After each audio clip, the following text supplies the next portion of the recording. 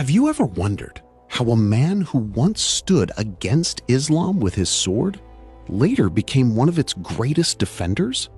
Who was this commander whose strategies shook entire armies and whom the Prophet ﷺ himself called the Sword of Allah?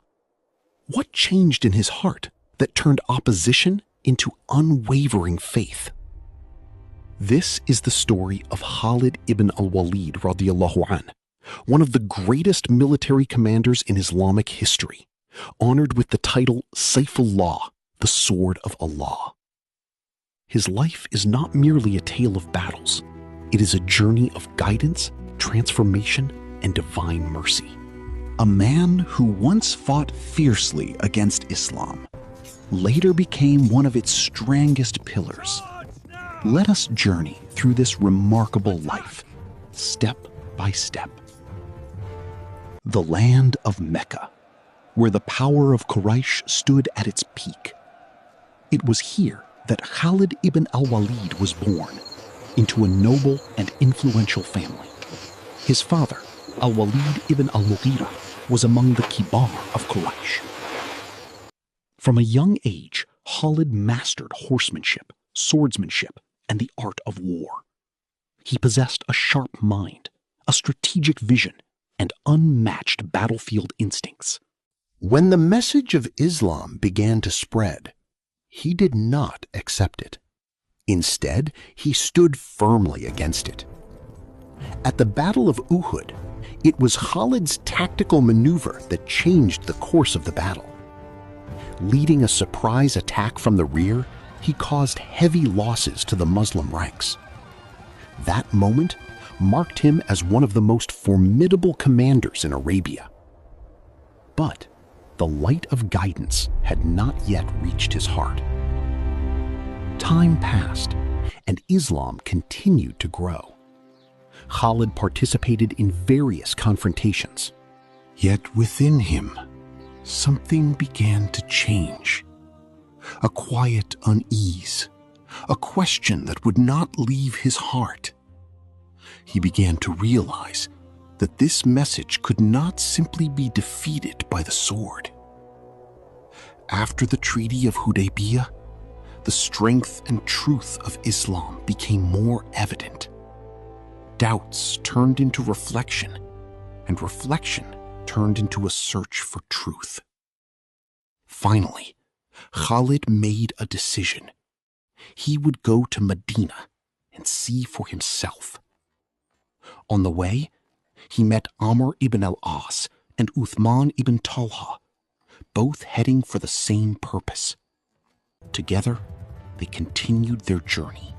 Medina, a city filled with peace and nur. When Khalid stood before the Prophet Muhammad ﷺ, his heart was heavy, yet hopeful. He declared the Shahada and accepted Islam. The Prophet ﷺ welcomed him with words full of wisdom. "I knew that someone like you would eventually be guided." This was not just acceptance, it was rebirth. The same man who once raised his sword against Islam now stood ready to defend it. After accepting Islam, Khalid's life transformed completely. At the Battle of Mu'tah, after the martyrdom of 3 commanders, Khalid took command. With extraordinary strategy, he saved the Muslim army from destruction. That day, multiple swords broke in his hands during the fighting. It was after this battle that the Prophet ﷺ gave him the title Saifullah, the Sword of Allah. From that point on, Khalid became unstoppable. In Iraq and Syria, his leadership led to decisive victories. His tactics became legendary. Yet, the most astonishing part of his life was not just his victories. It was his ending.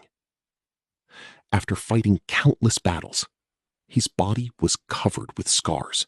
There was hardly a place without a wound, Yet, he did not die on the battlefield. As death approached, he said, "I have fought so many battles. There is no part of my body without scars. Yet I die on my bed, like a camel dies." These words reflected the heart of a warrior. But the truth was deeper. Allah had preserved him, so he could become a means for great victories in Islam. The life of Khalid ibn al-Walid radiallahu anhu carries powerful lessons. The first lesson: guidance can come at any time. No matter how far a person may seem, if they sincerely seek truth, Allah guides them. The second lesson: true success lies in using one's abilities in the path of Allah. And the third: a person should never be arrogant about their end, because true honor lies only in the hands of Allah. So reflect for a moment. Are we using our strengths in the path that truly matters?